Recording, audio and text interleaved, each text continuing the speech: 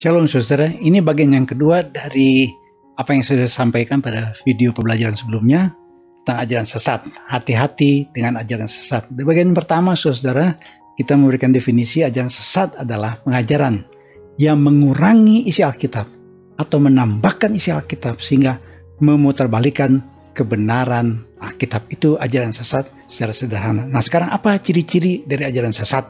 Ini yang kita akan temukan saudara. Berapa ciri yang saya katakan saudara, ini bagian yang disebut sebagai ajaran sesat. Saudara, yang pertama cirinya adalah selalu mengatakan memiliki kebenaran. Saya kasih tanda petik kebenaran. Karena kebenaran yang kita percaya adalah kebenaran firman Tuhan. Tapi ajaran sesat selalu menyatakan atau mengklaim mereka memiliki kebenaran yang diwahyukan dan hanya dimiliki oleh sang pemimpin atau komunitasnya. Saudara, jadi yang namanya ajaran sesat selalu menyatakan mereka punya namanya satu wahyu khusus dari Tuhan. Dan hanya pemimpin kami, atau dia berkata saya saja yang dapat, atau kami saja yang dapat dari Tuhan, yang lain tidak. Saudara, kalau kita boleh simpulkan seperti ini kira-kira, mereka seringkali menambahkan, jadi Alkitab plus. Ini ajaran mereka saudara. Jadi menambahkan kebenaran, tadi kita sudah menemukan definisinya, yang menambahkan, mengurangi sehingga memutarbalikkan kebenaran firman Tuhan.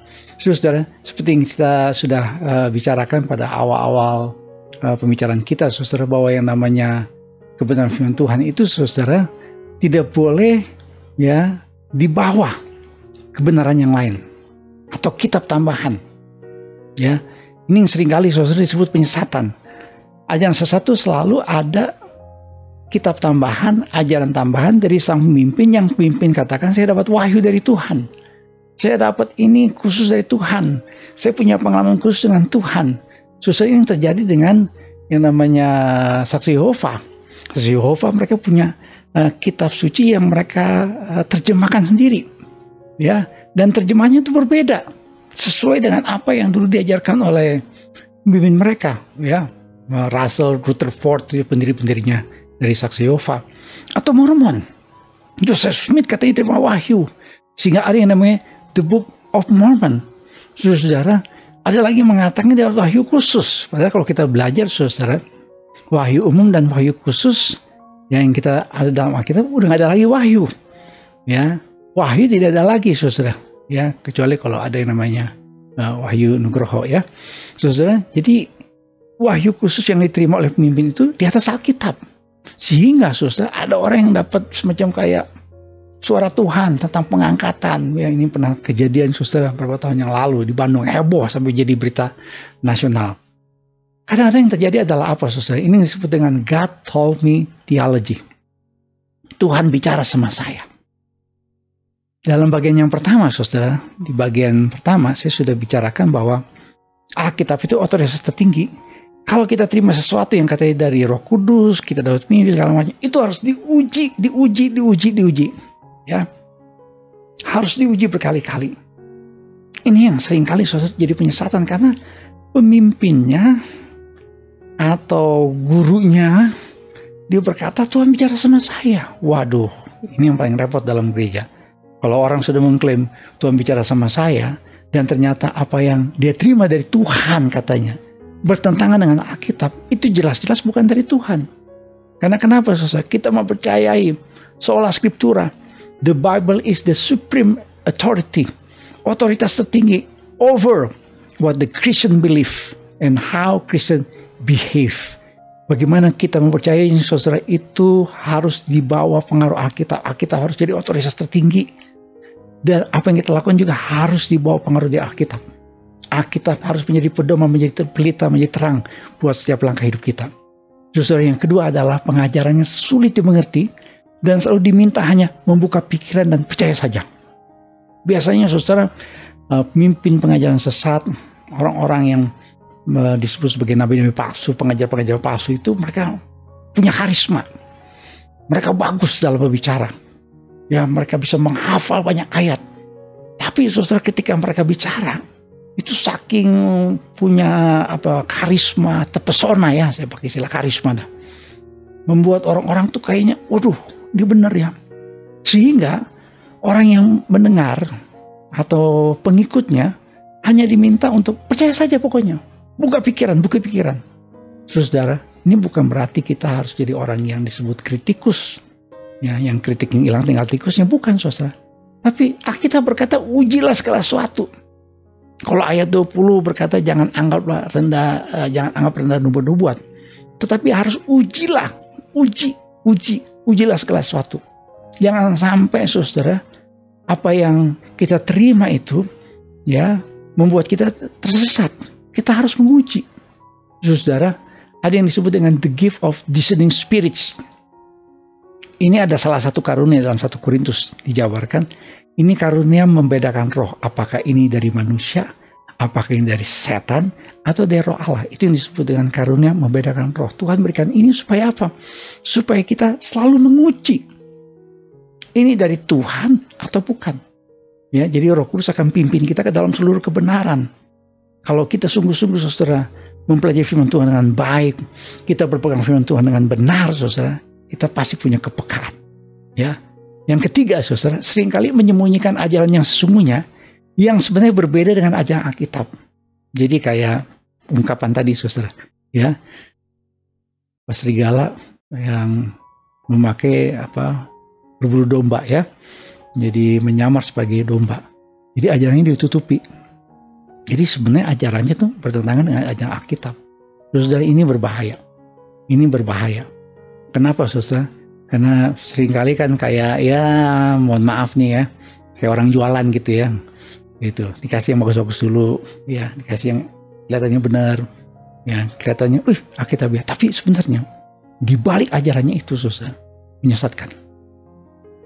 Alkitab berkata, firman Tuhan Yesus berkata, waspadalah terhadap nabi-nabi palsu yang menyamar seperti domba, sebenarnya mereka adalah serigala yang buas.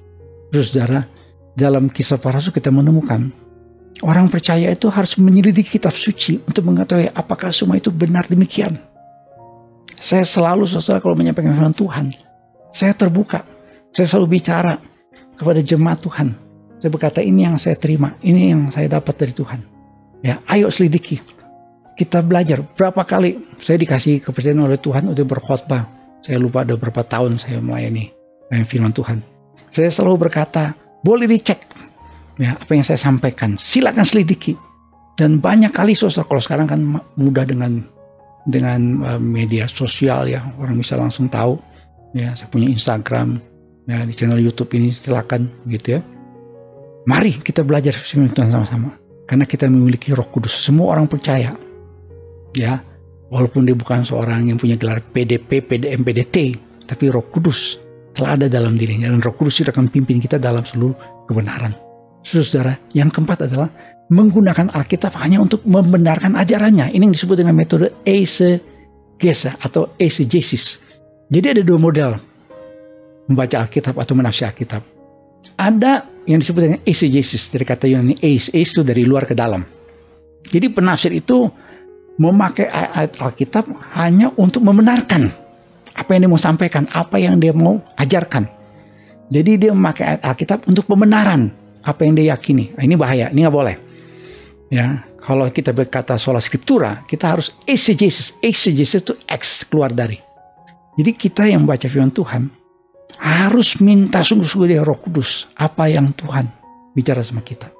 Saudara, kalau kita lihat ada gereja-gereja yang disebut dengan gereja-gereja LGBT, mereka pakai ayat. Ini salah satu website gereja yang saya lihat, ini gereja LGBT di Amerika. Mereka pakai ayat dengan mengatakan dalam Galatia 3 ayat 8 tidak ada laki-laki atau perempuan. Mereka pakai ayat juga di mana Daud dan Yonatan bercium-ciuman, gitu ya kan. Nah, ini yang disebut dengan eisegesis, bukan exegesis. Jadi mereka udah punya ide, ya. Mereka udah punya semacam kayak pengajaran, mereka punya semacam kayak keyakinan, cari ayat untuk kebenaran. Ini eisegesis, ini bahaya, ini ajaran sesat, tidak boleh saudara. Ini penyimpangan di dalam menafsirkan ayat Alkitab. Kalau kita mau saudara mendapatkan namanya kebenaran, saudara harus buka hati saudara, belajar baik-baik, menafsir Alkitab dengan baik. Ada penafsiran yang disebut penafsiran kontekstual, penafsiran yang komprehensif. Jangan ambil ayat, saya suka katakan sepotong, itu berbahaya, itu bisa sesat. Saudara, let the Bible interpret itself. Itu yang disebut dengan penafsiran yang kontekstual, komprehensif. benar-benar kita baca baik-baik. Ya, wah ini bicara seperti ini Alkitab. Terus saudara, yang kelima adalah tidak pernah mengutip atau menyetujui para pengajar lainnya dalam tubuh Kristus.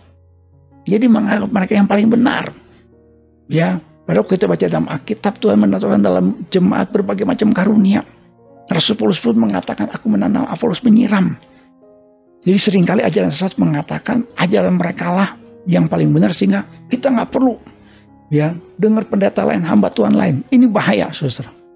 Ya, kenapa? Karena tidak memahami pengajaran Alkitab yang benar tentang yang namanya tubuh Kristus, gereja Tuhan. Saudara, yang keenam adalah menuntut komitmen iman yang bertentangan dengan norma kehidupan bermasyarakat, sehingga perbuatannya seringkali melawan hukum. Jadi kalau saudara mendengar seorang hamba Tuhan dan pengajarannya ujung-ujungnya adalah membuat kita saudara melakukan tindakan kriminal, itu ajaran sesat. Itu ajaran tidak sesuai dengan firman Tuhan. Karena David Kores di Amerika tahun 1993 itu pakai senjata melawan FBI. Mereka hidup dalam sebuah compound, ya, dalam sebuah komplek khusus. Ketika mereka mau digeledah oleh FBI, mereka melawan. Ini ajaran sesat, saudara. Ini ajaran sesat. Ajaran sesat akan membuat kita, saudara, menyimpang dari kebenaran firman Tuhan.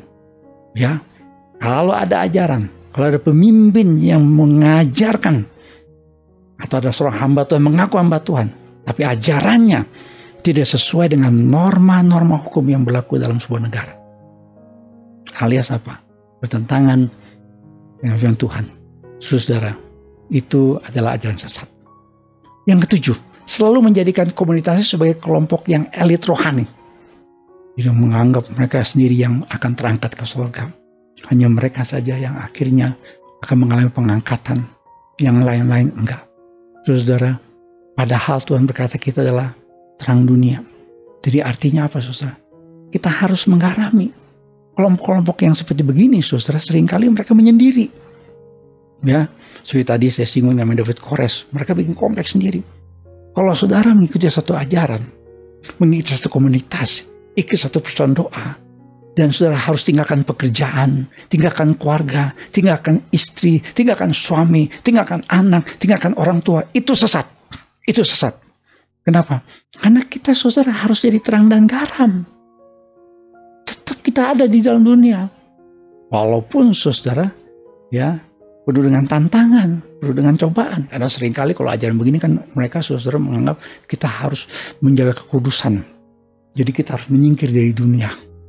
Nah, ini salah, saudara. Ini ajaran yang menyimpang.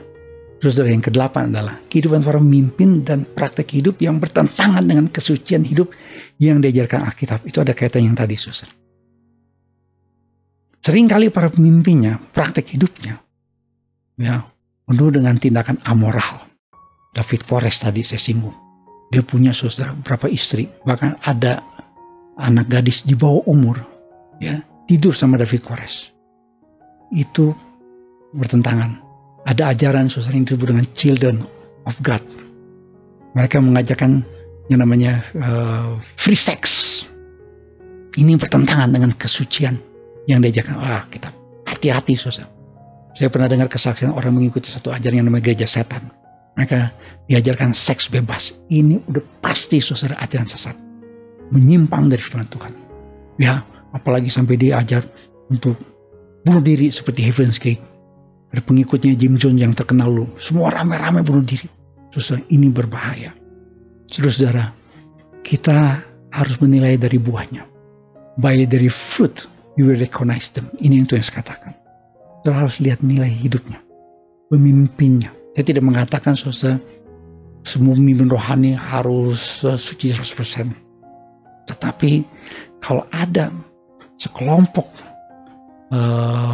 yang mengaku gereja, mengaku orang Kristen, kelompok komunitas Kristen atau kelompok rohani, tapi kehidupannya bertentangan dengan kesucian, dengan buah Roh Kudus, saudara, itu pasti ajaran sesat. Itu kelompok penyesat. Saudara, dalam jemaat Galatia, mereka mendapatkan teguran karena mereka mengikuti satu Injil yang lain. Ya, jadi jemaat-jemaat di Galatia, mereka mengikuti satu Injil yang lain. Istilah yang lain itu mirip secara fisik, heteros, tetapi berbeda secara kualitas. Ini palsu. Saudara, karena mereka mengikuti ajaran yang disebut dengan ajaran Yudaisme. Ini dari Injil plus hukum Taurat baru mendapatkan keselamatan. Tapi saudara, Rasul Paulus mengatakan Injil yang lain, yang mirip-mirip gitu. Seringkali orang tersesat karena apa? Beda-beda tipis gitu ya. Saudara, kalau saya ditanya mana emas yang asli, mungkin saya kesulitan. Ya. Tapi kalau saudara ya punya toko emas dan bekerja dalam bidang jual beli emas, saudara cuma lihat dari jauh, saudara udah tahu ini emas yang asli, emas yang palsu. Saudara lihat aja. Ya kenapa? Karena tiap hari saudara tuh ya pegang emas terusannya. Apa artinya ini, saudara? Artinya begini, saudara, penyesatan di akhir zaman itu pasti terjadi dan makin banyak terjadinya penyesatan, ajaran-ajaran sesat.